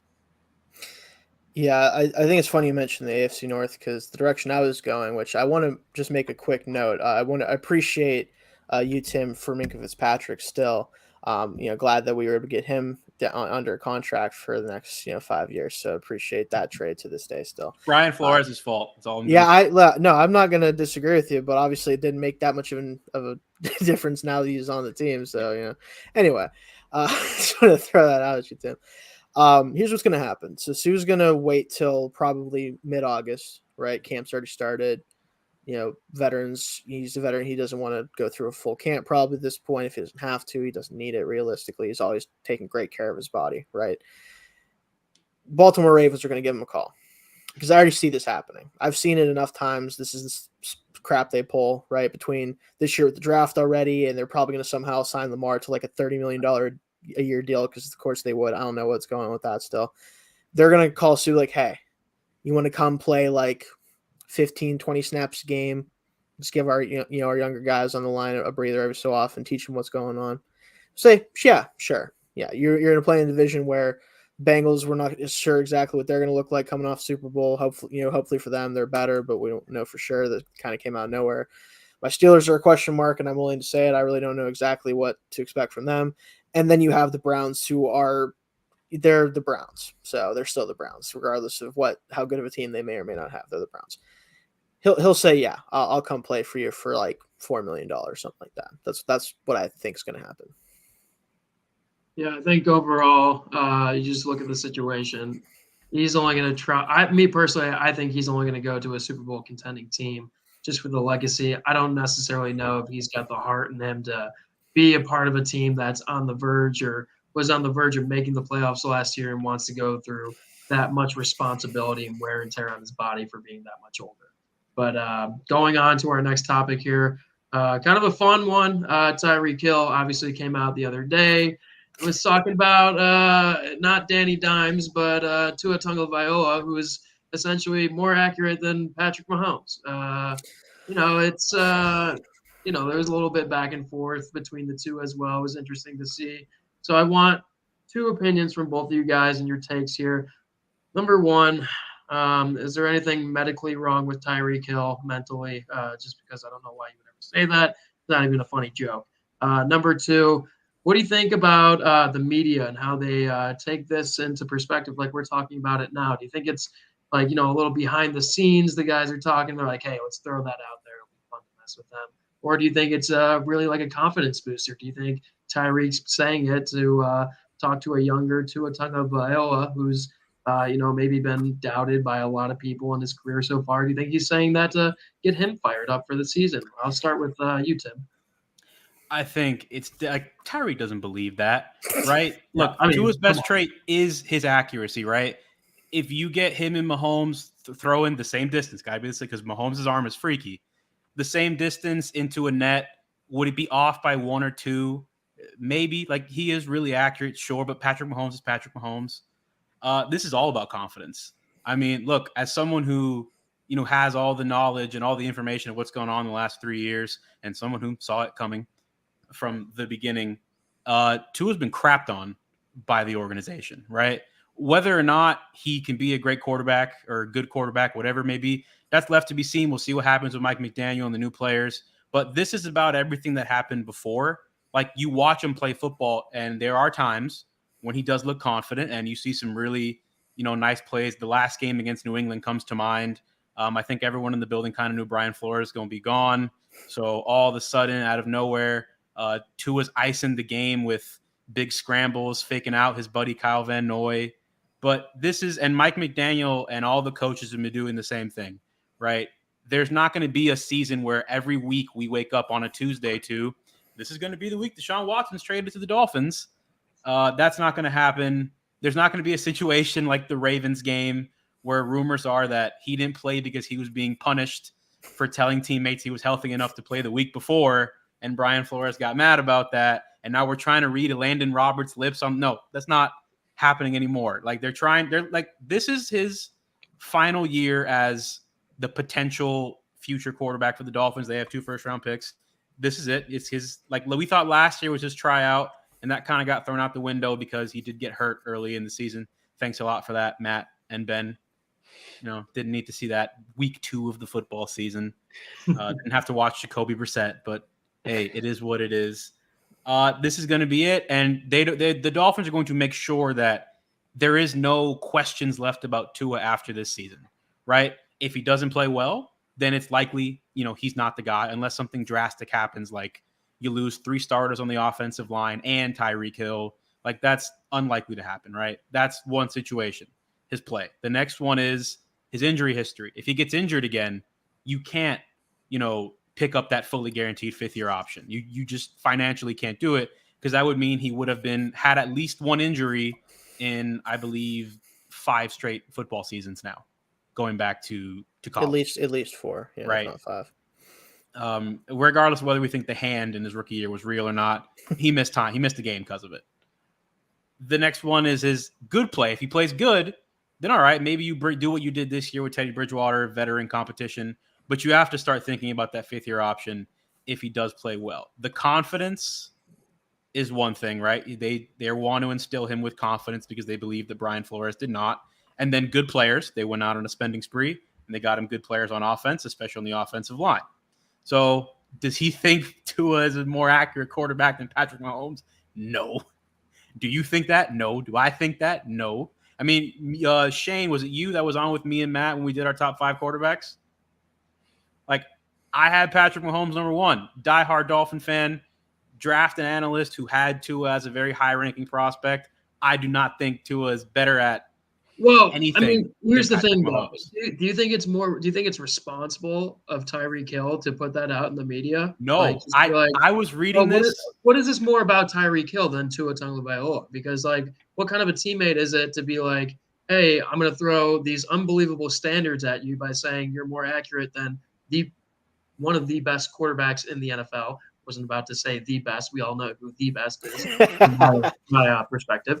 But, yeah, I mean, I just don't think it's responsible by him. Incredibly irresponsible. I was reading this with my dad, right? My dad was next to me, and I go, Tyreek Hill just put the biggest target on his quarterback's back, whether he intended to or not, right? I think a good portion of this, too, and not just the confidence for Tua. Tyreek Hill is, I believe, the oldest or second oldest starter on the team, right? And he's never been in a situation like that before. I think he's trying to take on a leadership role. I think he did an interview with GQ, and my friend had sent it to me and said, in the first 5 minutes of this video, he mentions the Miami Dolphins 11 times. Like, he is doing everything he can to be a leader of the team. And I think in his mind, part of that is building confidence in his quarterback because of the situations that happened previously. But this is not the way to do it. And he was handling it very well, right? He had always made comments. He goes, oh, you know, Tua's looking well. Tua's better than a lot of you guys think. But then you took it to a point now where you've set a standard. Now, whether it's responsible or not, people are going to expect Patrick Mahomes. Yeah, it was a boneheaded thing from Tyreek. I appreciate the sentiment, trying to be a leader and all that, but it is June, brother. All right, we haven't even put on pads yet. You were sighing there. What were you going to say there, buddy? So my whole problem with this, right, is like, I do think there's an angle of this where Tyreek is maybe in his own way trying to pump up his quarterback, right? He wants this to work out, not only because he's the one who asked for this to happen, right? He wanted out of Kansas City because they weren't willing to pay him the money that he felt he deserved. He wants to go to Miami of the teams that he was given options to go to. He did this on purpose, right? This is something he wasn't just thrown out to Miami and now he's trying to make it work. Like, he had some sort of a plan with this, right? And he wants this to work out for himself, for Miami, for Tua, because it's his quarterback right now. But I don't think, like you said, Tim, I don't think this is the way to do it, right? You don't want to throw out these comparisons. There are very few football players to ever exist from a talent perspective that you would ever want to compare to Patrick Mahomes, straight up. Regardless of how you feel about him right now, like Matt said, whether you think he's the best or not in the NFL, it doesn't really matter. From a talent perspective, not just arm strength and mobility, his accuracy, ball placement, everything, there's not many guys playing today or ever that you can really truly compare to him. So doing that in any meaningful way is not going to be a way to really do what he wants to do here, right? You need to go to Tua and you need to instill confidence in him by telling him yourself, like, hey, this is what we need to do. This is what I want from you for, this play, like working together to maximize what you can bring to him, right? That's what he actually needs to do. I'm sure he's going to be doing some of that, right? Like, that's going to be happening naturally as they get more in tune with each other as they practice. My thing is that I think regardless of what he thinks about Tua, there are certain things about him as a player that I kind of already know, at least in my opinion, that is going to limit him from really getting to the point where he's the franchise quarterback for the team. I've said this since his rookie year, really. I was pretty high on him as a draft prospect early on, and then the more I watched him, the more I was concerned that he was one of those guys that had to be perfect from down to really be a good quarterback, let alone a great quarterback. He doesn't have the physical traits as a thrower to really make anything happen outside of the structure of the offense, right? He's not one of those guys that's going to throw something 50 yards down the field that gets open late like you see Herbert do or Josh Allen or Mahomes, obviously. He's not going to be able to do the same things with Tyreek that he's used to doing that made him so lethal in that Kansas City offense, right? McDaniel being there is going to make it a lot easier to get him the football in short spaces, make him more of a threat. Sometimes maybe as a runner on jet sweeps or some other things. He's still going to be impactful. He's going to be able to make a lot of plays. It's going to be different, and it's not going to be as spectacular. And he needs to understand that now instead of trying to give that impression that, oh, Tua can do the things that me and Mahomes did. It's going to look completely different, maybe still very impactful, but completely different from what we've seen from Tyreek. Yeah, I have two takeaways from this. The first one being that the podcast culture of these athletes going on podcasts, it's going to ruin and make so many legacies in every sport because they're going on podcast. Every sport. It's not even just football. It's basketball. You see it with Draymond. You see it with everybody. I was going to say Draymond, yeah. It's going to ruin some of these players' careers because now, like Tim said, there's such high expectations now for Tua.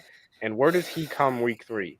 Or who does he play week 3? The one team that he has not been able to beat, and that's the Bills. And if he isn't even able to make it a close game, I mean, you saw it yesterday on Father's Day. People were happy Father's Day, Miami Dolphins. Josh Allen's your dad. If Tua can't even make it a game, then there's going to be a lot of questions by week 3. I mean, it's unbelievable that some of these teams even let their players come on these type of podcasts and say these types of things because it's going to really, like I said, it's going to ruin some players' careers. It really is because it's going to put these expectations on them. And now Tua already had high expectations coming into this year because, Flores is out. He's got Hill now. He's finally going to be healthy this year. I mean, again, if he doesn't stay healthy, then there's even more of a reason. If he is healthy and they're not winning, because everybody thinks they should be the second team in the AFC East. Most people do. If you don't, there's a little question there. I mean, but yeah, everybody thinks they should be the second team in the AFC East, that they should be pushing for a playoff spot. And if they don't, Tua might not even see the field again. I mean, maybe as a backup, but again, who's going to trust a backup that can't stay healthy, that can't even win with Tyreek Hill and Jalen Waddle on a side, not to mention Gesicki there at tight end. So it blows my mind that some of these teams let their players go on here.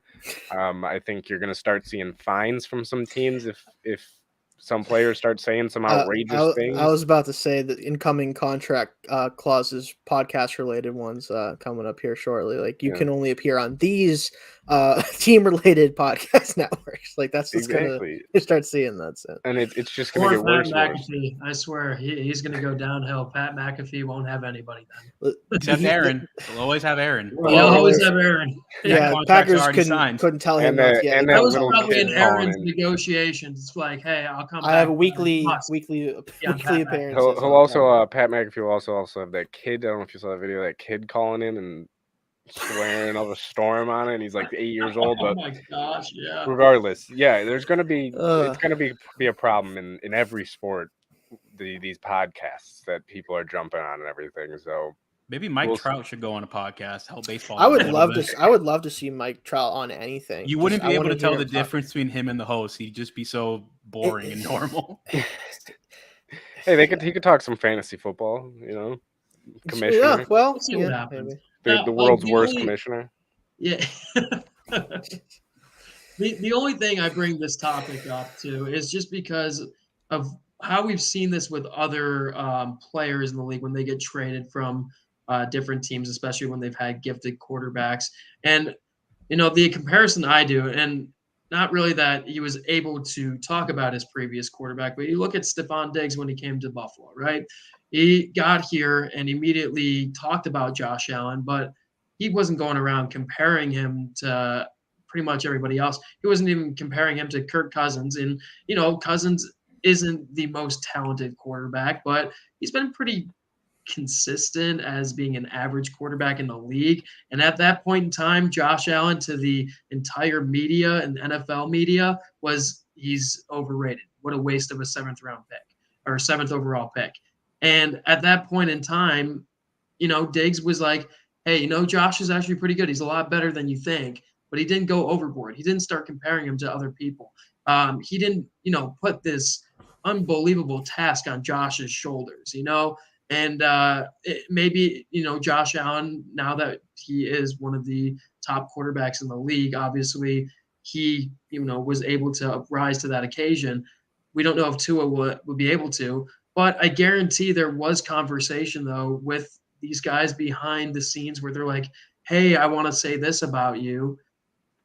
Can we handle it? Or is there a certain way I can phrase it differently? I think Tyreek Hill is just living too much in his head, coming out and saying what he said and putting way too much on that organization too. I mean, as much as it is on Tua, it's on that organization, because if they don't get it right, next thing you know, if they keep screwing up their drafts going forward, which they didn't this past year, I know that, but if this just doesn't work out, why would anything work out there? Why would they bring in anybody else down the road until they find their golden boy franchise quarterback? So I think it's more, this guy, Tyreek Hill, needs to just be like, all right, we're in a new situation. We're in a new offense. Let's learn this stuff first.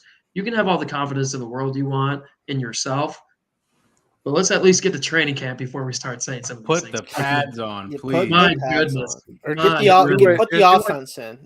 or just do what Diggs did and just call him a baller. Like, you don't have to Yeah, go with that's that. Something. It Yeah, doesn't have to be something. so specific. 3 seconds. Oh, he's a dog. That's it. That's all you need. That's all you got to do. Like, you don't have to.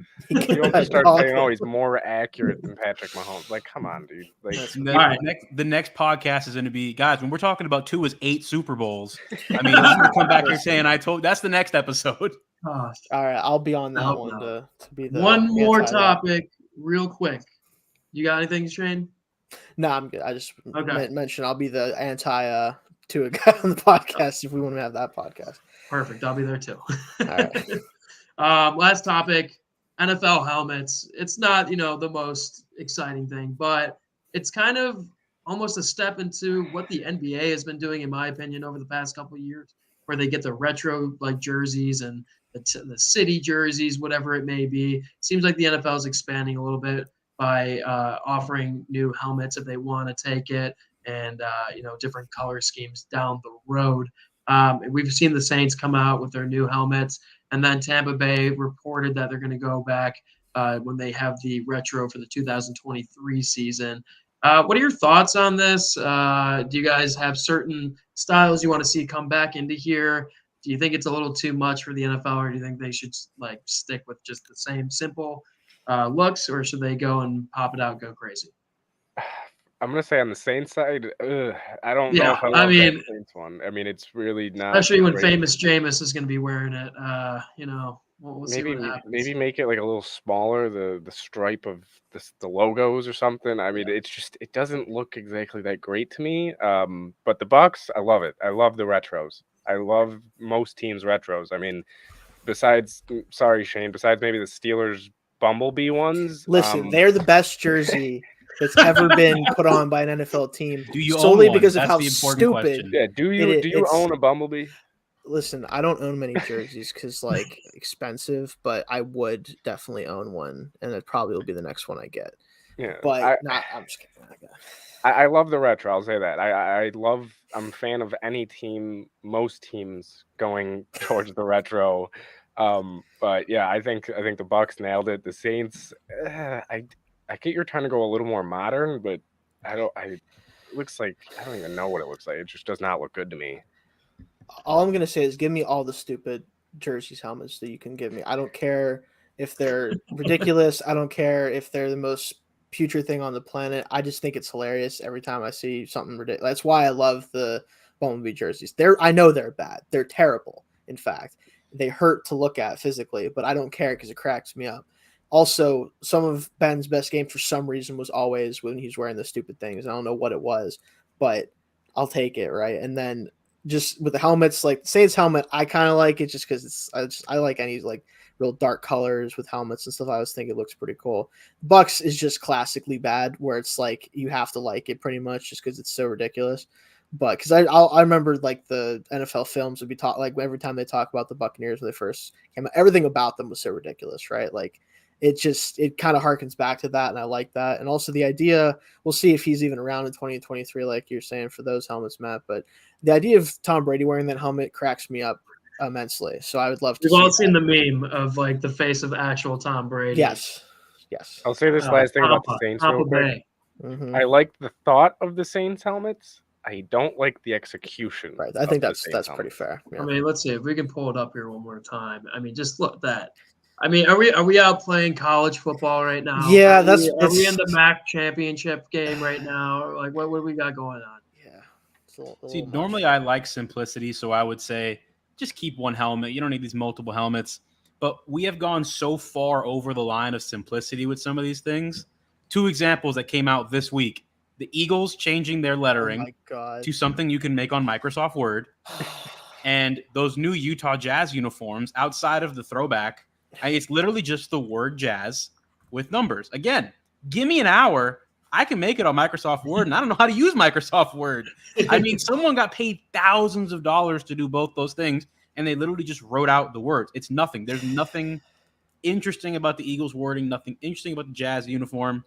Like, I guess they're trying to make it look modern and sleek, but Yeah. you've gone past that point. It's just laziness. You're literally just writing a word. The Eagles one hurts me the most just because, like, even though I'm a Steelers fan, associating with them in any way, which I kind of have to occasionally, just that hurts me that they did that. Like, why would you go through the trouble of doing that to get that result? Like you said, Tim, like, you're going so far into the modern that you're going backwards at this point. Like, it's like I made that logo in 2007 in a middle school computer classroom. I made that. I could show you it. I guarantee you I could have done it. It's insane. Like, what are we doing here with that? It's ridiculous. Yeah. Really quick, before we end the show, give me your best retro jersey of all time and worst retro jersey of all time. I mean, worst. I'm sorry, I gotta go with the Buccaneers. I'm gonna just say that too because I understand they're very. Or, Dude, I think or it's the that Green Packers. Bay. I think I'm it's the blanking the Packers. green. The Packers. The yeah. Packers The are Packers weird. are terrible, bro. The Packers are Bronco bad. ones are bad too. They wore them like twice. Yeah, the Broncos ones are. It's like where they great. have like the yellow socks and there's brown. It Oh, looks like Wyoming. That's might be the Jags at a close second for me too. I don't know. The Jags aren't even. As far as best, I don't know if these are my favorite, but one of my favorites are the wrong side. This one right here, Steve, the old Bills, Those baby, are- the those are blue. I love that color, but I have to think of some other ones. I don't Chargers know. powder blues. Chargers. Ooh, Chargers powder that- blue. Yes. That is Yes. the correct answer to this question. Honestly, Yes. the one that I think is like it's not the best, but the one that a team should go back to full time is the retro Patriots with Pat Okay. Patriot himself, like holding the football rather than whatever they're doing now. And I don't know what that. I think that's a clean look. I like the red on them too. Like I think their red jerseys are a lot better. I want I to see think the they should Bills go back to go. old school. You know, I want to see the Bills go back to the standing buffalo every once in a while. I like the logo we have, but I love. I do want to see them with Yeah, the that's blue cool. uniform though instead of the white though. That'd be Mhm. cool. Yeah. All right, guys. Thank you for joining me. This has been great. Thanks for everybody tuning in, and we'll probably have a show next week for you. Hopefully, it'll be on Sunday. Might be on Monday We'll see. or Saturday. We'll see. We'll try and make it happen, but It'll be. we should be back on within a week. Guys, thanks for joining me, and we'll see you next time. See it. Yeah. Go Bills.